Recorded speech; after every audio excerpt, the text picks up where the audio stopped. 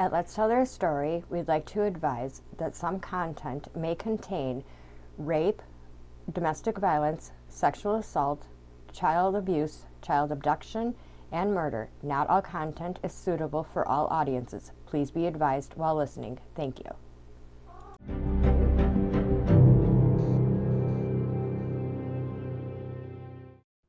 Now. Okay. So today I am doing the case of the cases are actually of Greg Turner and Randy Thompson. But first I have to go start with Julia Lynn Womack Turner.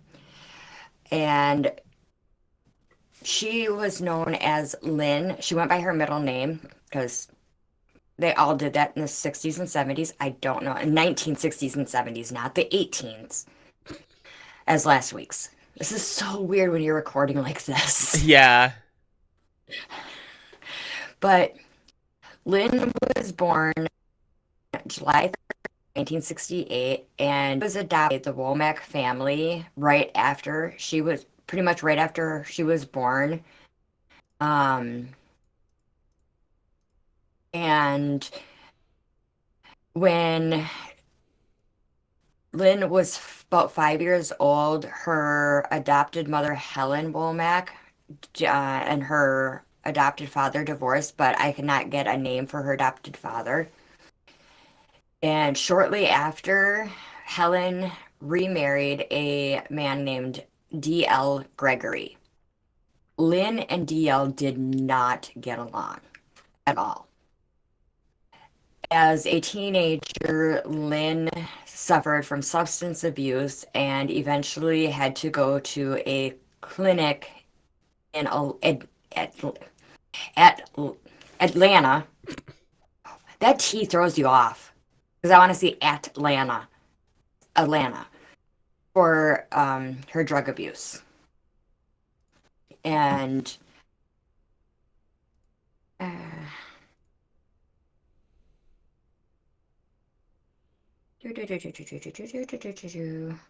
gotta figure out where she was.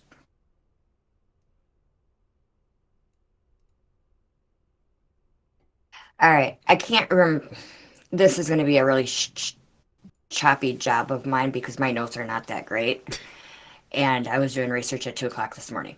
So that explains why you didn't sleep until I've been doing this research all week, but I really went into it, deep dived into it at about 2:00 last night or this morning. So in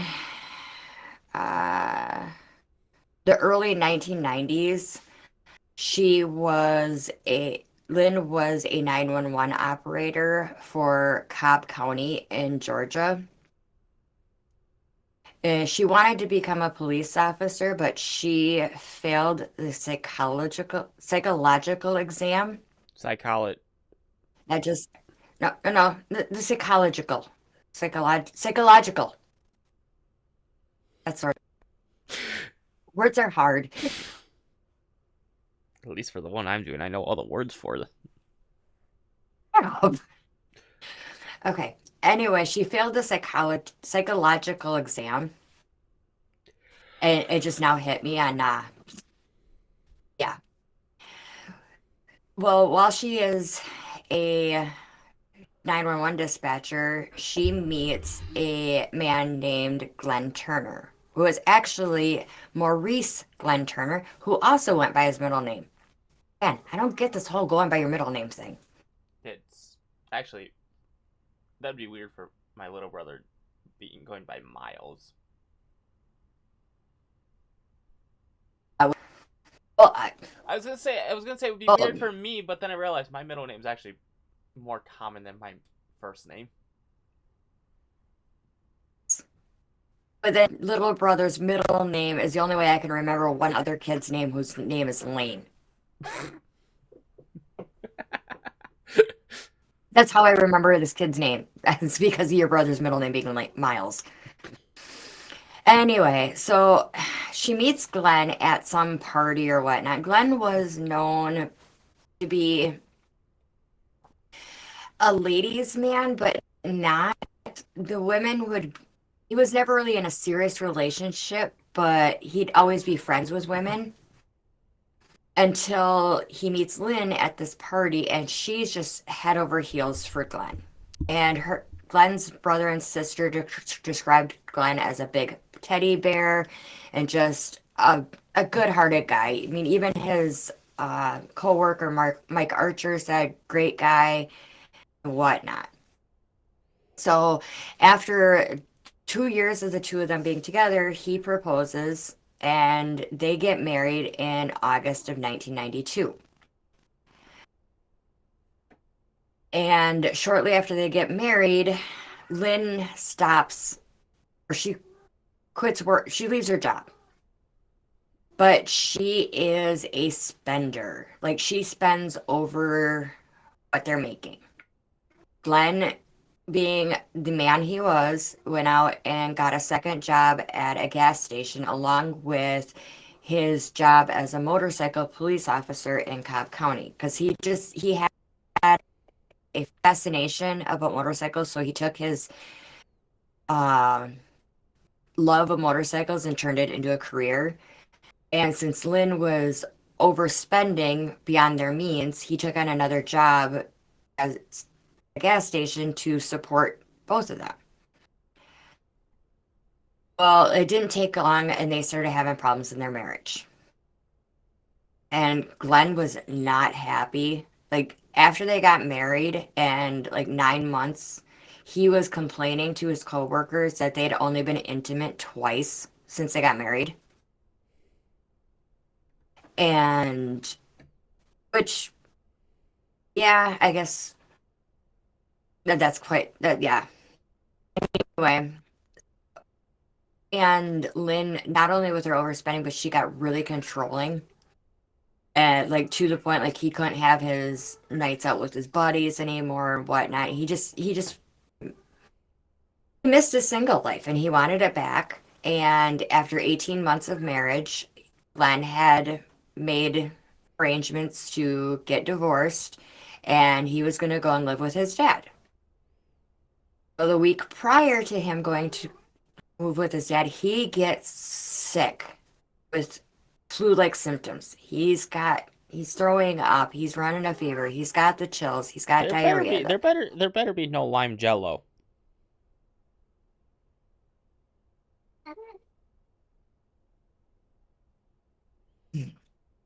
I'm not saying anything.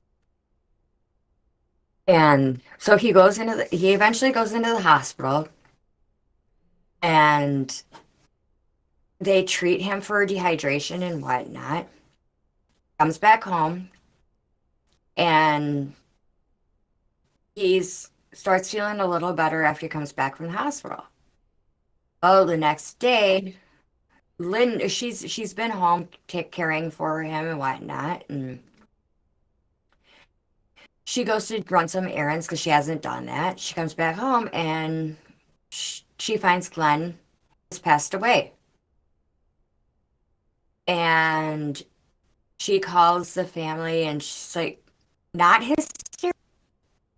However, they were in the process of getting divorced, and everybody grieves differently. Well, she calls and she calls Mike Archer and says, "Hey, Glenn passed away, wasn't feeling well." Oh, they do an autopsy on Glenn, and the autopsy says natural death and that he had died of an enlarged heart, and the flu-like symptoms made that enlarged heart just give out. So his autopsy says natural deaths, and it's alleged that on the way to the funeral, Lynn calls the insurance agency to inquire about a $153,000 life insurance policy, considering they are still married and she's the beneficiary. Well, she cuts all ties off to the Turner family. So and then she moves back to the town that she grew up in Forsyth County, where she begins seeing a man named Randy Thompson. Well, Randy Thompson, he was a chief deputy, but he had a passion to be a firefighter. And he, along with his father, decided to become voluntary firefighters for the town they're in. I wrote these towns down and I did not. But it's in the Forsyth County and oh, Warner Robins. That's where he was the firefighter at. And this whole time, so while she's seeing Randy Thompson, he's head over heels for Lynn, completely head over heels. And Lynn tells the Thompson family that she's divorced and that it was an ugly divorce and what she just needed a fresh start.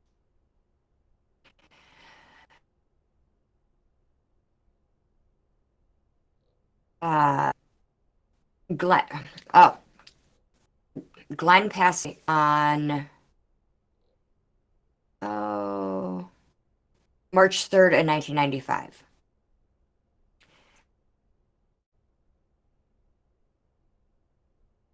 And eventually, Lynn moves in with Randy Thompson. They buy a house together in the by the early 2000s.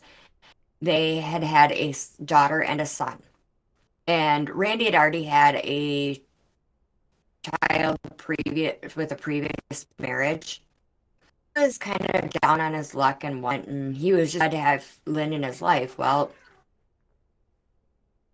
eventually he's like, okay, I'm gonna make her an honest woman. He gets a ring and he proposes, but Lynn will not marry him.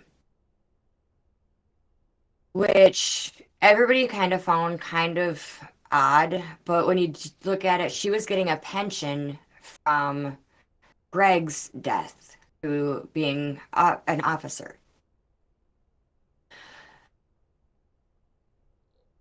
It didn't take long, and Randy and Lynn are having problems because Lynn's overspending and she's being controlling, and Randy's like, I want my life back. Well, it didn't take long, and he moves and he goes to a restaurant with Lynn and the kids, and the next day he starts having flu-like symptoms, vomiting, diarrhea, and whatnot. So he ends up going into the emergency room and gets an IV drip for dehydration, which probably was like a saline solution. You know, when I've been in dehydration, that's what they do with me. And he's just like stomach ache, just hurting so bad. Like, oh, he gets released on January 21st, and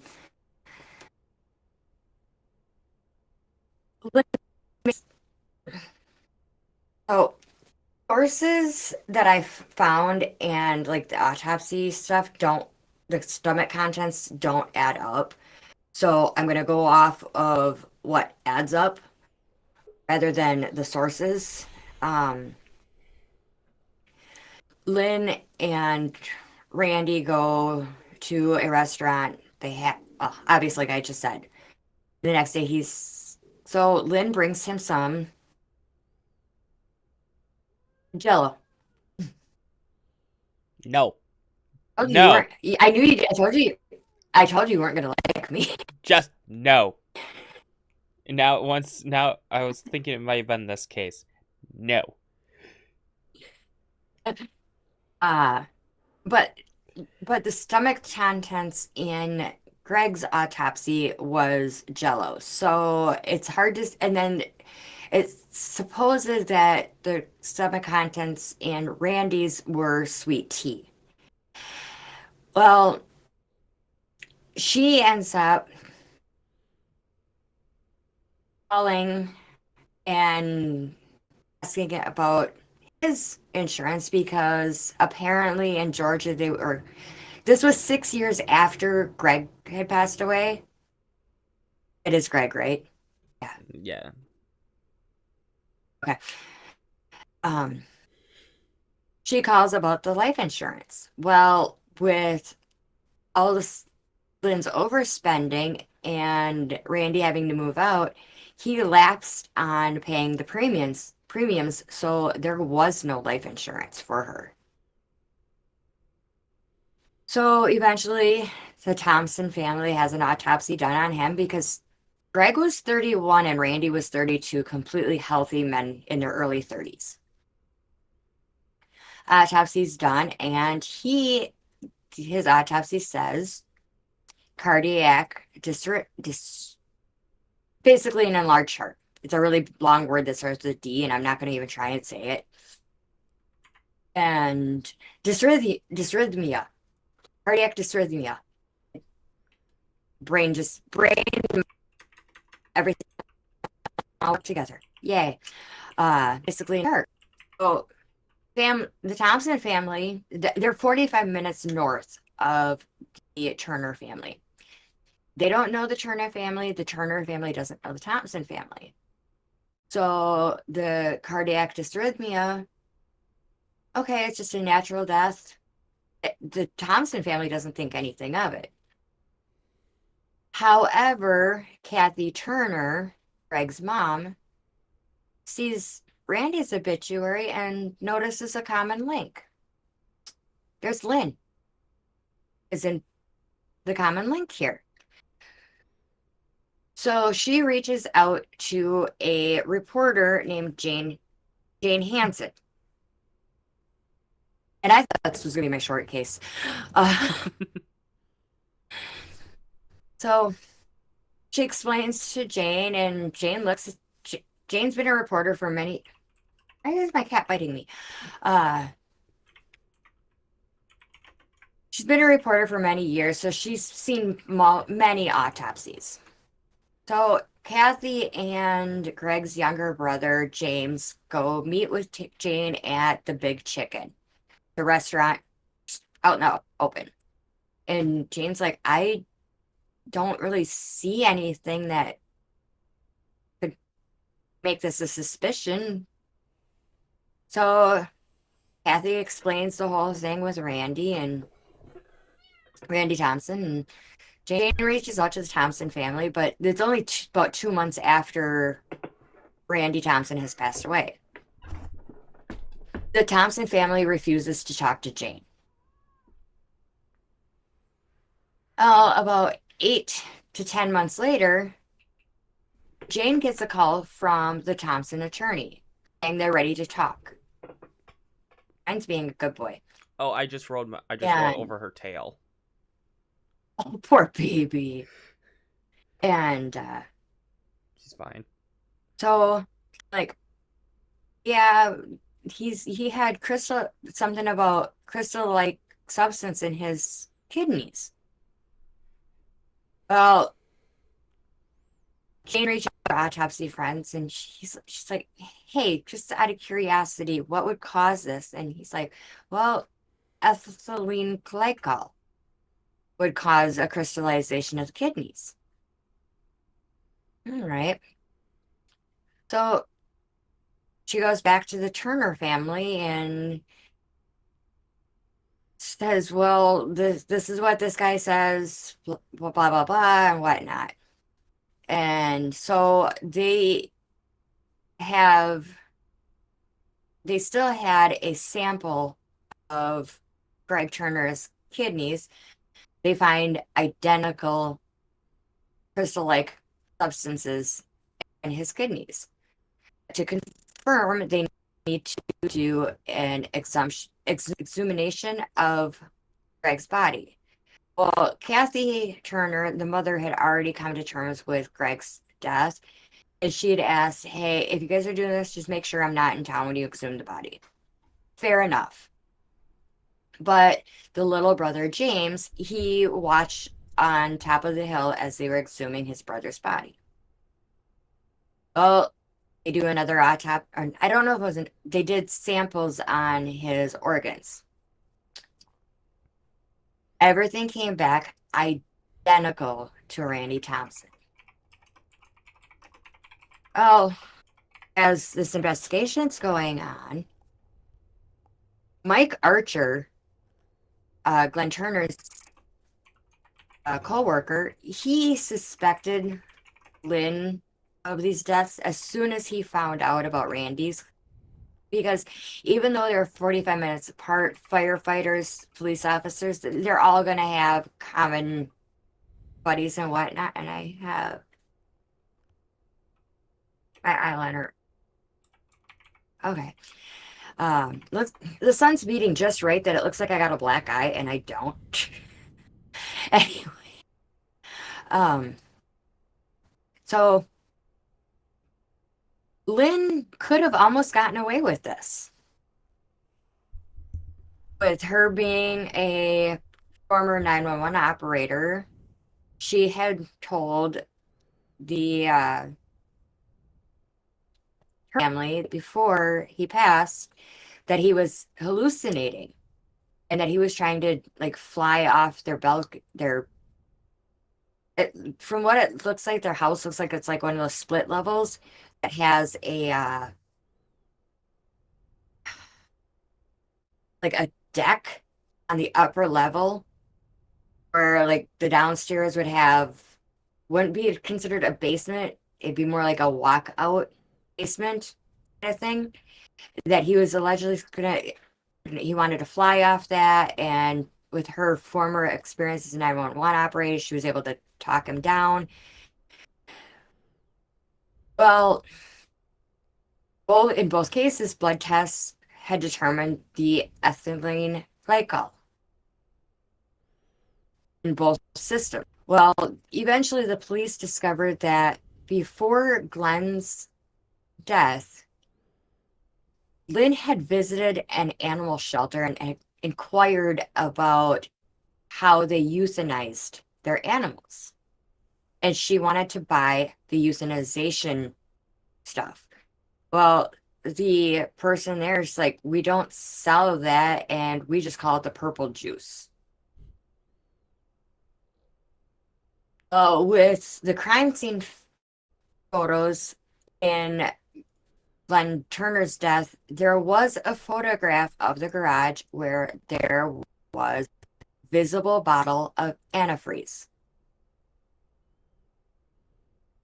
So after 10 months after Randy Thompson's death, she gets arrested for Glenn's murder. Now, the reason, okay, so Randy's death obviously was the most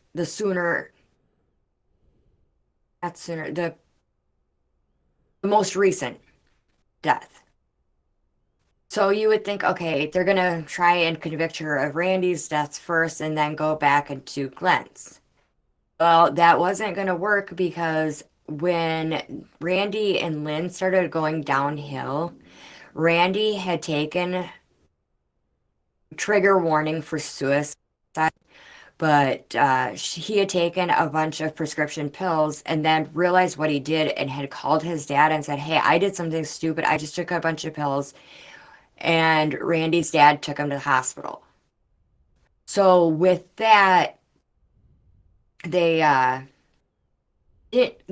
knew that the defense was going to use that against the prosecution in Randy's death, but Glenn was squeaky clean, completely squeaky clean. So they figured, okay, we're going to use the better one, and she was legally married to Glenn. In the process of the trial, Turner family finds out that the dates don't add up, and 9 months into Glenn and Lynn's marriage, Lynn was seeing Randy Thompson. She was having an affair with Randy. So it's alleged that basically she wanted to get rid of Glenn, get the insurance money, and then move on to Randy until things weren't going her way. Okay, well, we're common law. He's got a life insurance policy. I'm beneficiary. Off with him too. In 2004, after the trial, she was found guilty of Glenn Turner's death, and she was convicted of prison, or convicted and sentenced to life in prison with the possibility of parole after 14 years. Now, in 2007, she goes to trial for the murder of Randy Thompson,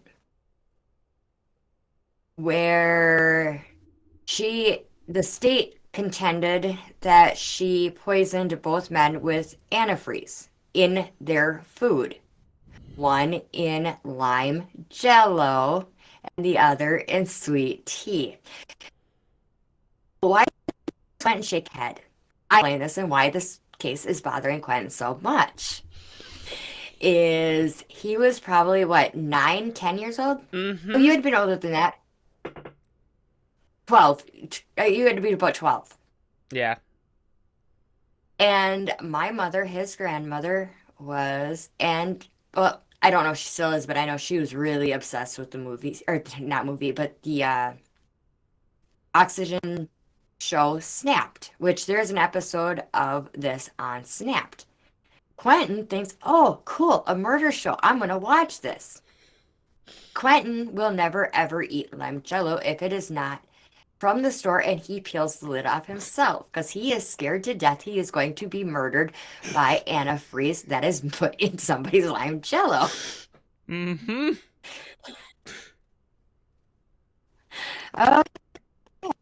Is now guilt. This time, though, in the state of Georgia, they do have, at the time, I don't know if they still do not now, but they do have execution. And the jury were to decide whether she was going to have life in prison or if she was going to be executed. They decided to sentence her to life imprisonment without parole. Yes. They still do? Yes, the most recent execution was 2022. Oh, wow. Yep. So, Turner... Okay. Lynn Turner, or Lynn Womack. I'm going to start calling... I know I'm almost done with the story, but I'm just going to call her Lynn Womack because of the fact it's not right to the Turner family to keep associating her name with them. She was serving out her sentence at the Metro State Prison. On August 30th, 2010, she was found dead in her prison cell. She had been stocking up her prescription for high blood pressure, and she overdosed on it. So she murdered by poison. She committed suicide by poison. And she will always be known as the antifreeze killer. I'm saying But tell me about these Wisconsin pyramids. Yes, there is. Actually, I'm going to talk about one particular one, not the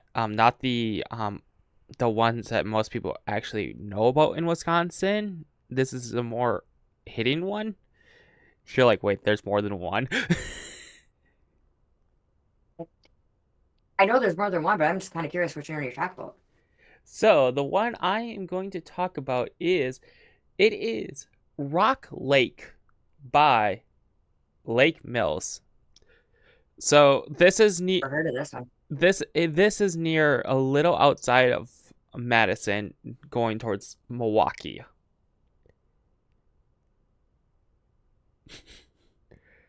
Yeah, I've never heard of this one. I thought you were going to talk about the one in Manitowoc. Yep, that's the one I was saying I'm not going to talk about. That one's actually more known than this one. So, yeah, I've never even heard of this one. Yep, because the reason why this one has never really been told is because the one that you're talking about is actually on land. You can actually physically see it. This one is in the lake, so Rock Lake. Like, it's in the lake itself. So, beneath like its surface, there is there's like known as like a looking of a man-made pyramid under the lake,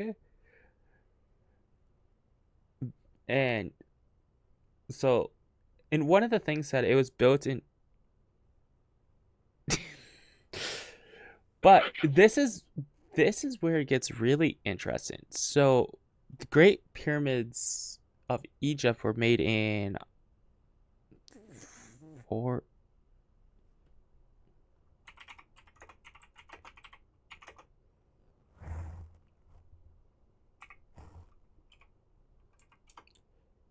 They were built between 26,000 and 25,000 BC.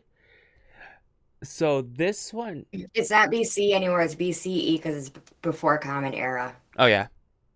Sorry. That's what I'm... So this... One of the popular legends suggests it was built in 1066. Not BEC. Oh. AED. No. But so there during like when Wisconsin was facing a big drought during that time. The best way to see that is through some of our older trees in Wisconsin. It actually does line up pretty well during those few years. If you look at any trees that are over that old, you'll see their rings are actually thinner because of a drought. What? I'm sorry, when you say lined up and trees in the same sentence, it's just funny that you're saying that. Yeah, I know exactly what you're talking about. Well, the audience doesn't, so we might Quentin's got a thing, not just with Lime Jello. Quentin has the weirdest freaking I don't know how to put it. Paranoia. Paranoia. So he has this thing with trees that are perfectly lined. Even though they were probably set that way, but like if they're perfectly lined up, and if you're watching on YouTube, you can see my reactions, but it's like if trees that go like this and they're completely lined, and then there's another set and another set and another set and another set and another set. You can just kind of see right through them. Freaks Quentin out every single time. Because it's creepy. So okay, I won't walk my dog in the woods because I'm afraid I'm going to find a body. So I kind of get it. So that time period actually ends up lining up really well because of our older trees. I actually remember this from like years ago when like so on a tree rings you can tell when there's a drought because they won't be as thick as like the years before or after. Oh. Yep. So it does line up as a drought did happen at that time period. Interesting. So, but then some people are then they it is also Rock Lake is also known as Torrentia, which means sparkling water. So divers and researchers have all looked into this the the stones that form on the lake bed. So it's not like it's on the lake bed. Like it is quite a ways into the lake too. Um like and some believe it might be remnants of the Mississippian cultures, which is a Native American group that most people don't know about. You know, never mind. Though I'm they're just okay. I'm just trying to get us not getting in trouble for anything. But okay, so like I said before, indigenous, and I know that's a big word because it's tough, but Native American works. yep, you saw I purposely did that. Um, That's why you said it. That yeah, they were known told you for words are hard. they're known for to make a lot of those earthwork mounds that people have seen through the Midwest, Okay. um, including near Azaton State Park. I have no idea where that state park is, by the way. I've never heard of it. That and Azaton was established around 900 CE, so Common Era. Yep. So and then I don't have the actual I wasn't able to actually find the clip, but this diver said this is straight from his mouth. The first time I went down there, I couldn't believe my eyes. Massive stone structure, almost too precise to be natural formation. It makes you wonder about the history we haven't uncovered yet. This is straight from a diver that had dived into the lake to look at it.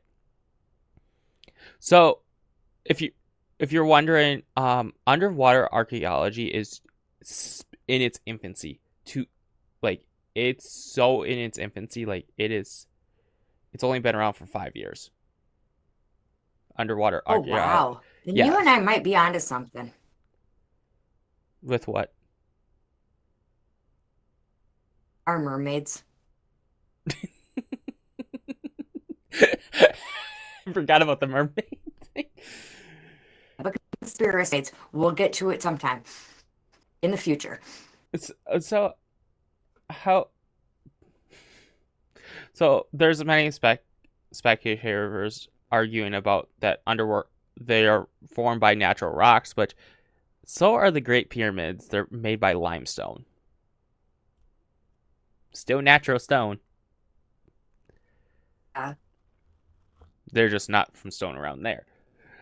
And if you know anything about like Wisconsin's thing, that area is known as the driftless area, so it's like very like the points can reach from the highest point in Wisconsin is 768 feet above sea level, called Tim's Hill, and some of the lower points gets down to negative 40 feet below sea level in Wisconsin.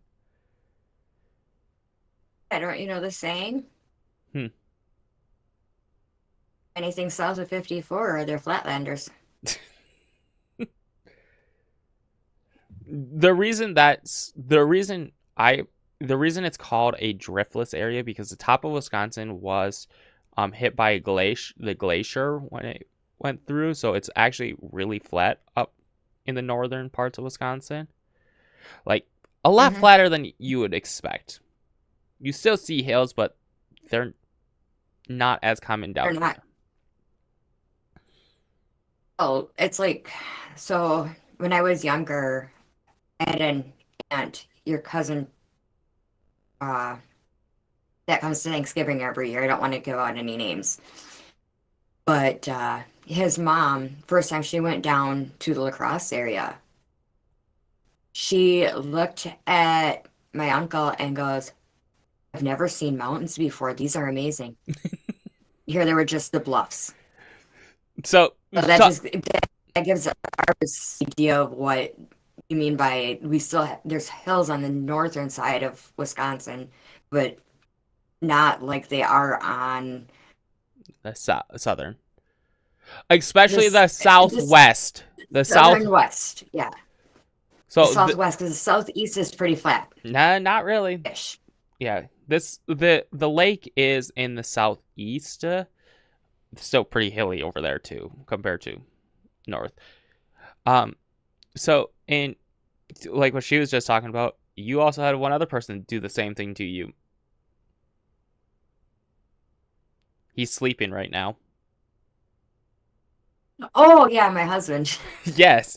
He said this.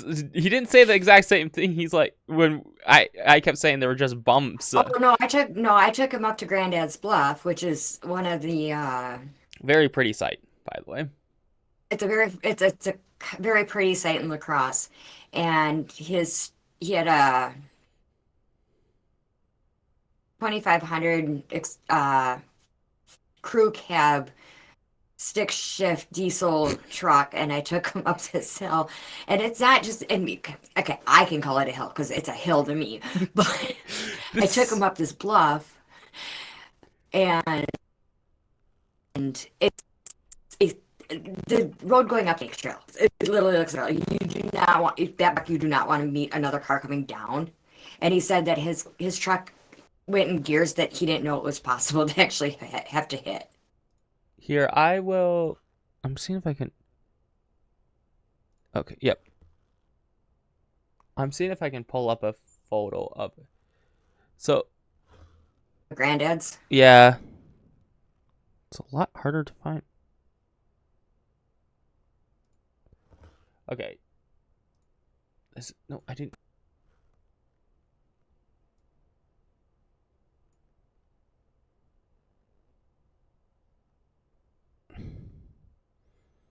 I'm seeing if I can find a photo of So I found this is a black and white photo of Granddad's Bluffs, but this is how big this place is. This is just the top piece. I'm gonna see if I could. So here, that should give you an idea. That is quite far down. It gives everybody else but me one. Yeah. I don't know what it looks like. So yeah, I really don't have to show you. But so I will also say I have had experiences with that bluff too. As before I joined the military, we had one of the people. I don't think I told you this. We ended up. Moms always find stuff out after they're 21. So we were practicing just to because in California to become a Marine you have to climb a mountain, and that's no joke of a mountain, by the way. Let's just say the mountain in California was 10 times easier than what we decided to do at Granddad's Bluff. So if you know anything about hiking, you know how they have like green, red, blue, black hiking trails, like squares. We took a 2-diamond black route. I don't know anything about trails on hiking because my feet don't do that. So this is so if you know, but bring it to karate belt, and a black belt is like the biggest or the highest karate belt you can get. So I'm gonna assume that it's really bad, and I know those bluffs, so I have a pretty good idea what you were doing. Oh yeah, let's just say we took a way that even our recruiters went like this was hell to them. Wow. What happened was one sprained their ankle, so I had to help carry him up there. So the mountain in California is basically like this. We were basically going up like this. Let's just say I like the mountain in California. So we're gonna go back to the pyramid, which is funny. So yeah, a lot believe that that it just happened because water. But if you know anything, the pyramids aren't actually a very common natural shape, is it? No. So, and people still don't know what is going on with that lake. Like it's the only way you would ever find out is if they drain the lake, which that lake is huge. You know, I just realized you're doing a Wisconsin pyramid, and the one in Manitowoc is actually a triangle. Yeah, this is an And yes, I know the shape is the same, but they're two different things. yeah. Yeah, so it wasn't until the early 20th century is when it started becoming more people finally figuring it out. And so I may have been wrong. Yeah, so they actually, yeah, they think it was built by Mississippians on between 900 and 13 CE, but they're not 100% sure because you really can't tell. And there's been a lot of like looking through at it, but like I said before, underwater archaeology is in its infancy. Like it's very, very new. Like they're still finding things off of the coast of Greece and so Rome and all that stuff that's there that they still have not been able to find because Oh, wow. of how new it is. Um, yeah, so yeah, it's been inspiring. It does bring in a lot of tourism to Lake Mill area to find out more about the thing. And there's not much I can talk about that uh the pyramid since it's such in its infancy. It's just pretty much you can't even, so the thing is the lake is so dark you can't see it off of satellite photos. I've looking through it. Wow, that is really dark. Yeah. Or Which is kind of funny because your screen is really dark and I'm really bright. I can see you, but everything behind you is dark because I gave up on my stupid ass green screen. I got the dollies back. The dollies are back. so creepy. I know you don't like the dollies, but the dollies are back. I don't Just know wait, if I don't have none out yet. I don't know what's creepier, the dolls or that painting. Painting with you guys. I know it's a painting of us. It's still creepy. Yeah, it's not the greatest painting, but it's not the worst either. I think it's just because you guys are all wearing the same clothes. I think if you guys would have all been wearing something different, it would have been different. But yeah, so that's on the pyramid that most people don't actually know One of the about. Wisconsin pyramids. Yep, one of many. Do you know about how many there are in Wisconsin? Not off the top of my. Give me 2 seconds.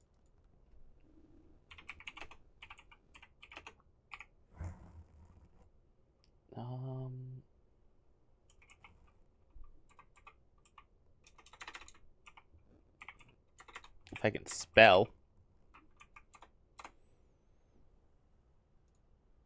There are about.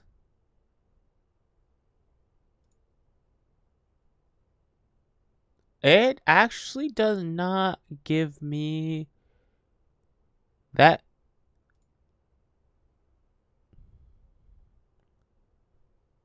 Oh, wow, that's really.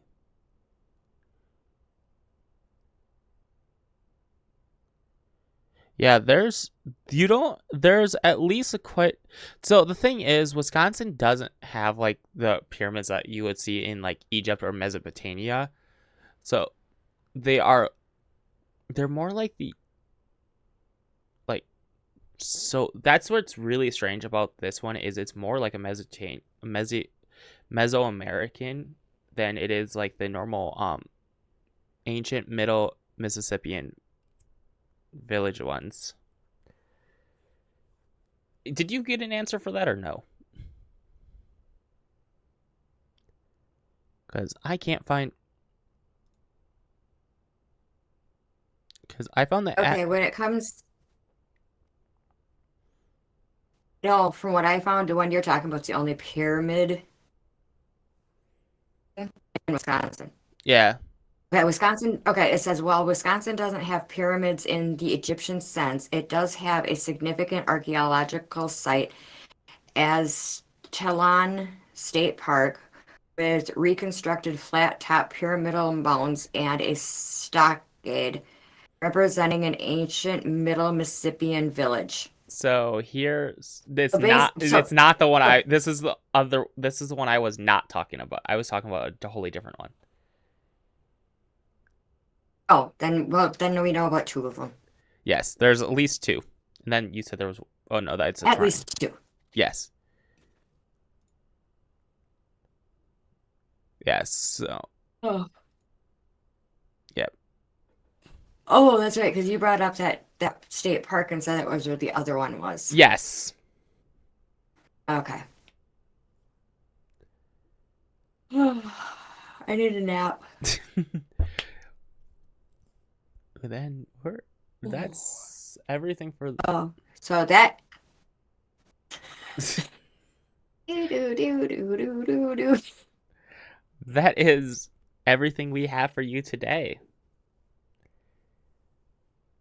So, if you guys know the whole spiel we're gonna give you, follow on Facebook, follow on Instagram, follow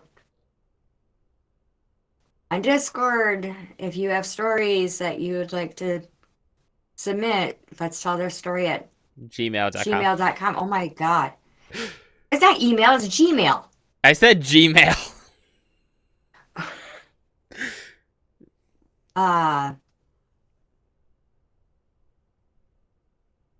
If you wanna, if you're watching on YouTube, hit subscribe, hit that little notification button, Like.